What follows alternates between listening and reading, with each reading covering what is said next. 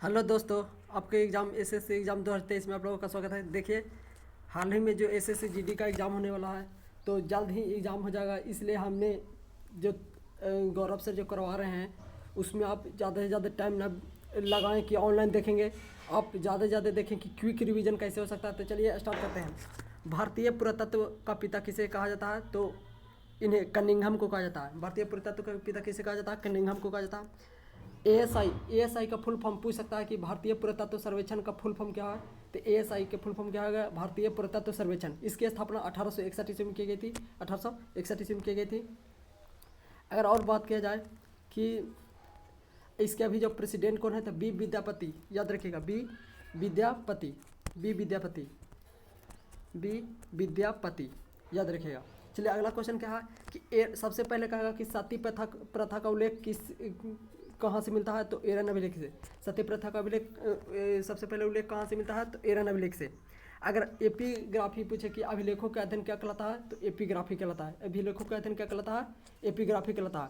जूना का पूछेगा कि रुद्रदामन का संबंध किस अभिलेख से है? तो ऑप्शन में रहेगा जूनागढ़ अभिलेख, प्रयाग प्रशस्ति अभिलेख, अकबर का बहुत सारे अभिलेख है। वह अगर बोलिएगा, कमेंट करके बताइएगा कि कैसा लगा वीडियो। और अगर इसका पीडीएफ चाहते हैं तो मेरे टेलीग्राम ग्रुप में आपको पिन कर दूंगा कमेंट, उसमें आप जुड़ सकते हैं। चलिए आगे बढ़ते हैं। प्रयाग प्रशस्ति अभिलेख किन से जुड़ा हुआ है? तो समुद्रगुप्त, जो जिन्हें बीना वादक के नाम से भी जाना जाता है। ऐहोल अभिलेख का संबंध किस किस राजा से है? तो पुलकेशिन द्वितीय। पुलकेशिन द्वितीय और इन्हीं के जो पुलकेशिन द्वितीय और दक्षिण के राजा के साथ युद्ध हुआ था, जिसमें पुलकेशिन की हार हो गई थी। मंदिर मंदिर शैली तीन प्रकार की शैलियाँ होती है। एक होती है मिश्रित शैली। मिश्रित शैली का नाम है, जिसका नाम है पंचायतन शैली, जिसमें नागर तथा बेसर दोनों का मिश्रण होता है। नागर शैली की बात किया जाए तो नागर शैली, देखिए, नागर शैली है जो नॉर्थ वाला, जैसे बिहार हो गया, यूपी हो गया, राजस्थान हो गया, ये सब नागर शैली में मूर्ति बनता है। और जिसका देखते हैं कि ऊपरी वाला शीर्ष होता है जो लंबा होता है। और बेसर शैली का सबसे हाल ही में ये आईसीआर कोस्ट थे, आईसीआर में पूछा गया था, टेक्नीशियन जो हुआ था उसमें, कि बेसर शैली का मंदिर का एग्जाम्पल कौन है? तो होयसल मंदिर था, ये पूछा गया था। फिर द्रविड़ शैली का संबंध है जो साउथ भारत में, जैसे तमिलनाडु हो गया, केरला हो गया, उस सब का जो मंदिर बना होता है, जो साउथ द्रविड़ शैली के नुमा होता है, जो पिरामिड नुमा होता है।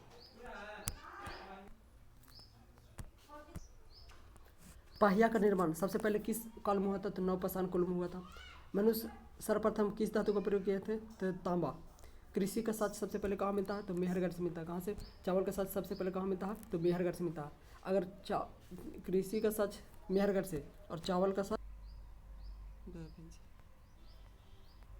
भीमबेटका गुफा को कब यूनेस्को में शामिल किया गया था? 2003 में। अगर बात किया जाए कि भारत में अभी तक कितने यूनेस्को हेरिटेज साइट है? तो 40, जिसमें सबसे लेटेस्ट, अगर आप लोग कमेंट करके जरूर बताइएगा। हम 40वां आपको बता देते हैं कि देखिए, तेलंगाना का है, रुद्रेश्वर मंदिर के नाम से जाना जाता है, वो 39वां हेरिटेज साइट है यूनेस्को का। और 40वां आप लोग बताइए कि ये पैलेस कहाँ का? गुजरात का। हम बता देते हैं, आप लोग नाम जरूर बताएं, जिससे एक्टिव है आप लोग कि नहीं पता चल जाएगा। ठीक है, आगे चलते हैं।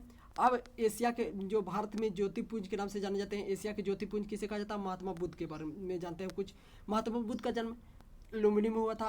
इन्हें बचपन में सिद्धार्थ के नाम से जाना जाता था, तथा इनके गृह त्याग को क्या कहा गया? महावृक्ष का कहा गया।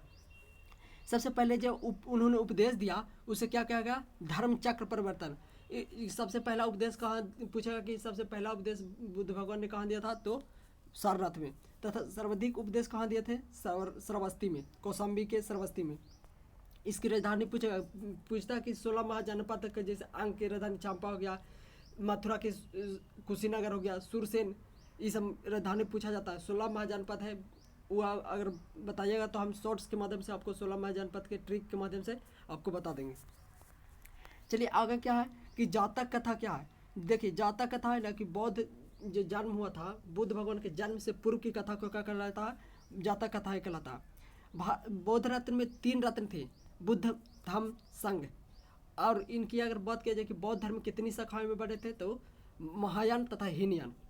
एक दक्षिण भारत में जब आपदा आया था तो क्या हुआ था कि हीनयान ने अपने दक्षिण की ओर मूव कर लिए थे। जब सुखाड़ तथा बाढ़ आ गया था उत्तर भारत में, तो उन्होंने मूव कर लिया। लेकिन महायान ने कहा कि नहीं, हम लोग संघर्ष करना चाहते हैं, हम लोग यहीं रुकेंगे, और सही अपना लड़ने की क्षमता रखकर अपने विकास किया।